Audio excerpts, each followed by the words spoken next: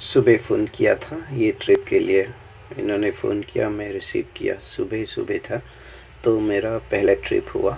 इन्होंने बोला हम लोग वही जगह पे जाएगा, जगह पे पहुंचने के बाद आप आ जाना, ऐसा बोल के फिर मैं नहा के स्नान करके और मुँह धो के थोड़ा फ्रेश होके मैं गाड़ी निकल के चला गया।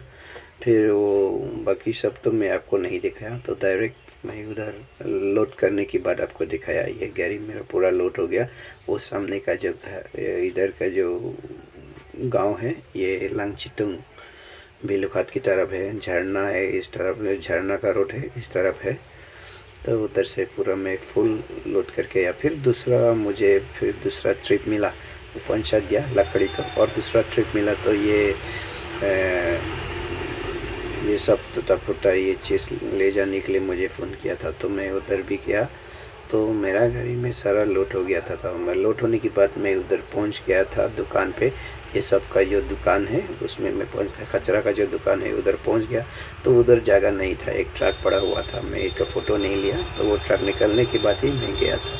ये देखो अभी मैं उतरने वाला।